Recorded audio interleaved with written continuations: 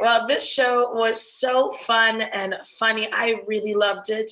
But was there any particular scene that either of you liked filming the most? Oh, good question. Liked or feel good about after we did it? I'll take that one. I like that.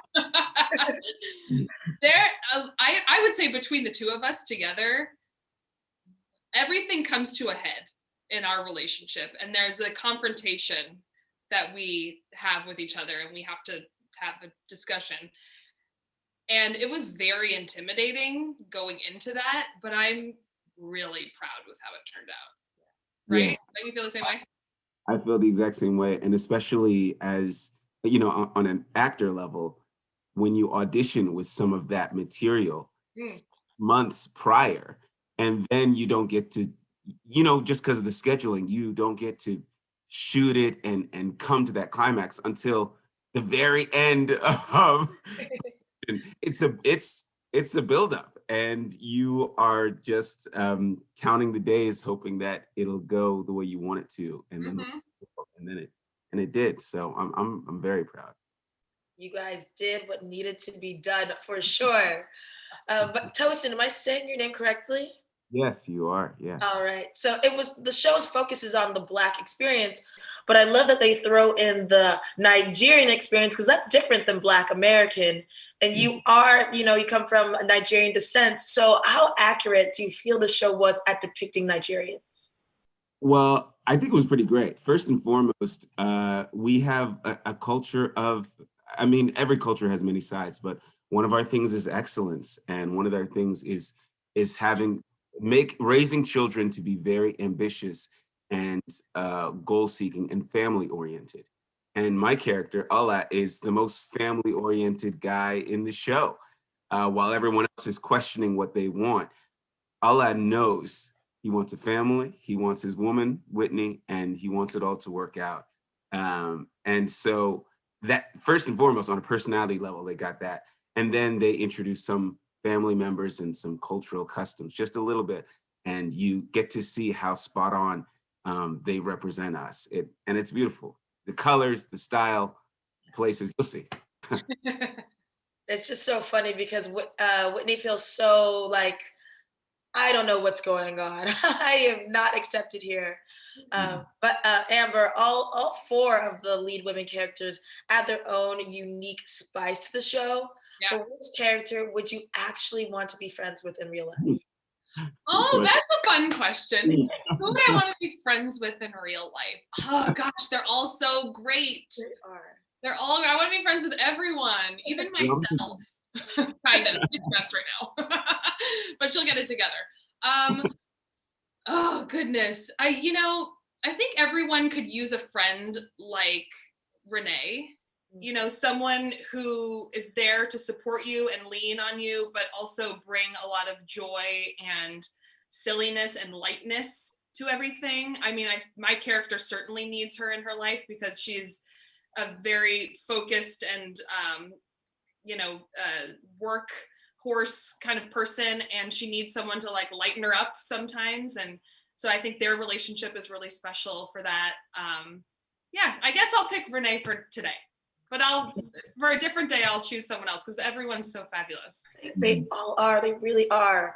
But although there's so much fun happening during the show, each character is really dropping some gems, some real like important life information. Even Rosie O'Donnell as the therapist.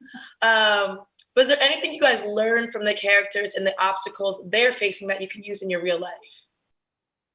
Oh, I think to just like have grace and patience. What I love about this show is it's called Run the World, and these are women who are ambitious and killing it in their world and in their relationships. They're kind of figuring it out with their romantic relationships, but they're trying to achieve excellence, like Tosin was saying, but they're also like vulnerable and super flawed. And I think that we need to see characters like that because we all want to be killing it, but we also like need a minute to give ourselves like move with some grace and realize that like we can't do everything perfectly all the time. We don't know what the future holds, so you just like be patient with yourself and and it'll all work out in the end. I love that. Tosin, any gems for you? I mean, she said it perfect. Grace, Yeah. grace is everything. Grace is everything. And also, you guys were on an amazing set. You guys got to film in New York. How was that? Did you guys get any free time to roam the city? Well, you had free time. Tosin had like blocks of time where he wasn't filming. Weeks. I think I went 1 full month where I Oh my God. was chilling out. So yeah, I did roam around a little. You know, it was still COVID quarantine, so I was trying to be safe, but I went on some walks. Took a little bit of time and strolled through Central Park, and mostly just tried to order from restaurants that I really wanted to eat at. There was a place that we shot at called, I think, Ponte Bistro, and I ended up ordering food from there. It was a French African cuisine. Oh, God. I was wishing we could eat it while we were shooting, and we couldn't, so I had to get it later. And there was one location I really loved that we got to be in, which was the Malcolm Shabazz African Market. That's where we filmed one of our scenes, me and Amber did, and it was just cool to see this African market, this like historic African market in the center of the scene and in the center of the city. It's cool. I was just saying, it was very important to our creator that we actually filmed in Harlem. But it was also a pandemic, so not everything was actually operating. But so it was exciting for us to get to film in places like that because everything was mostly closed down, but we got to like bring it back to life for just a little bit on television. And we went to like some bars and some nightclubs to film inside, and so we got to pretend like we were having a real night out, and it was exciting. It's true. Yeah. Well, that's all my time, guys. Thank you so, so much. I'm so excited for this show to come out. I'm so excited. You two are absolutely beautiful to watch on screen. Thank you. And you definitely share some steamy scenes. Is there anything you guys do to break the ice before or after a sex scene? Or are you guys just comfortable? Would you like me to go first, Nick? So we were acquainted. We've known each other for about a year when we started shooting the intimate scenes. And I reached out to him the week we were going to shoot those, and we just got together and just hung out for we were just going to go and have dinner, and we ended up hanging out for 4 or 5 hours, just talking and getting to know each other. And we have so much in common and just really connected. And so when we got on set, it was perfect. We laughed a lot. We just laughed all day long. I like to crack jokes, especially in intimate scenes. It's just because it's ridiculous when you think about what goes into shooting these. It's really ridiculous. And so I just cracked jokes about what it is I'm experiencing, and kept Nick laughing, and he kept me laughing. And, we didn't really have to break the ice, because it was once you do that together, you're homies. That's what it is. All right. And Nick, your character is shaping up to be public enemy number 1. Do you think by the end of the season, viewers will love him, or is it going to take some time to win us over? I think naturally it's going to take time. I mean, I can relate to, by reading the story and what actually happens when we pick up at the start. It's not an easy situation just to navigate back, so quickly. It's been a long time. Love is a deep thing, especially when you love two people, love so deeply, and things are unresolved. These things takes time. I think the audience are definitely going to enjoy the journey without giving away too much. But there's ups and downs, but you're in for a nice little surprise. All right. And Andrea's mentioned how it takes a certain confidence and power to rock a hairstyle like yours. Do you feel empowered by your bold cut, or was this just any other hairstyle for you? I think it's a little bit of both, because this is my 3rd time cutting my hair like this. I did it the first time when I was I think 20 or 21. And then I cut it really short when I was 25. And then I did it again when I was 30. So it's clearly like a 5-year cycle that I go through with this hairstyle. But the last time I did it, it really just came from just wanting freedom and peace, because I had done the wigs. I had, gone through the natural process of like growing it out and all the different styles. And I just didn't want to think about hair anymore, honestly. And so I was like, okay, I'm done dealing with hair. I'm done with the wash and goes and the twist outs and the crochet twists. And you know what I'm talking about.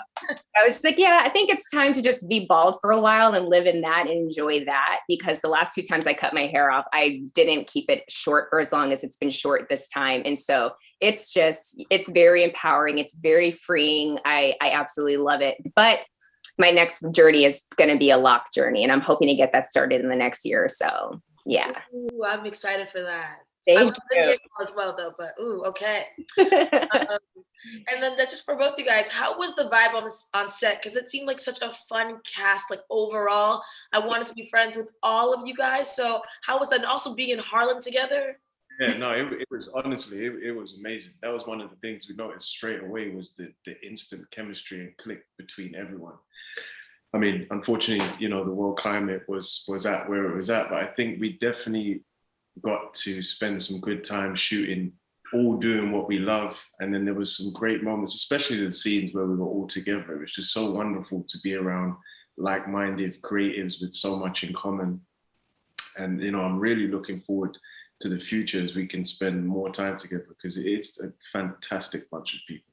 Yeah, I agree. I had the most incredible time, and it was so wonderful being back in New York, and especially in Harlem, because I lived in Harlem for 7 years, and, getting to just experience that through the eyes of the characters, but also as myself, getting to have, it's kind of like Inception in a way, because you're having like these multi-level experiences where it's like, I lived here and I had to move away in order to get a job to work here. And now I'm working here playing a character that also, it's just like so many levels that I got to experience with these women. And I love Harlem so much. And it's really kind of like our fifth character, like our fifth, main character on the show. And, being there with all of the women and getting to tell these stories was absolutely wonderful.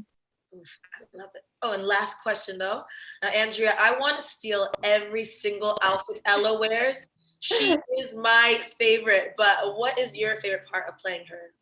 My favorite part of playing Ella, I would say that I think my favorite part of playing Ella is just the growth that I get to receive on a personal level from playing this character. She's going through a lot of things that I went through, of course, different parameters, because she does different things for a living, but the foundation of just kind of not knowing how you landed where you are in your life, and the confusion that comes from that, and getting to build from the ground up. I relate to that so much. And it's really deepened my empathy for her and for other people, in terms of not being as judgmental of the way that we navigate our journeys, because we're all doing the best that we can, even if it doesn't necessarily look sophisticated.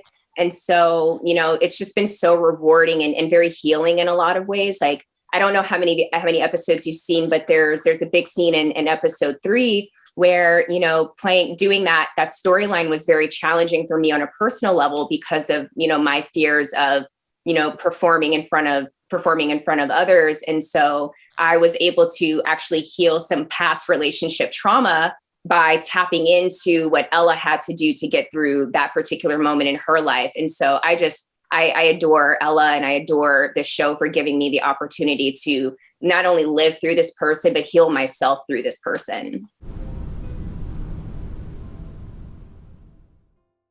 Run the World is focused on the Black female experience, but was there a specific aspect of our reality that you wanted to make sure viewers saw depicted? I think we just want to make sure that the viewers have a great time, that they feel the love and the joy that we baked into the show, and that they come for the comedy, and that they stay for these complex characters that we just love, that represent our friends and your friends and the women in our lives. Aside from the relatable and incredibly well-rounded characters, fashion and Harlem being the setting is an undeniable focal point of the series. Why was this important? Well, firstly, Harlem is the Black Mecca, right? It's like Black culture really was like refined in Harlem. And we wanted to pay homage to this amazing place that embraced our people. And we wanted to hug it back with every aspect of the show, from the music to the fashion to the perspectives that the women in the show and the men have. And we just really wanted to make sure that the experience was an immersive one. Like, we really think that when you turn this show on, you will feel like you are in Harlem. And if you haven't been to Harlem, you're going to book a flight and you're going to go and get your life post-pandemic. Like, that's really the goal. It's like, we could talk about a lot of things that sound more heady and more complex than that, but that for me is the thing. Like, to come for the comedy, stay for the characters, connect to them, want to live with them, want to live like them, and perhaps just maybe change your life as a result. Like, remember that even though we've been in our homes for the last year and a half, that there's a world out there, and we should just go and live our lives out in it, full throttle. And my last question, the show was definitely not shy to highlight sex and female pleasure that is often seen as taboo. So why was this aspect something you wanted to show?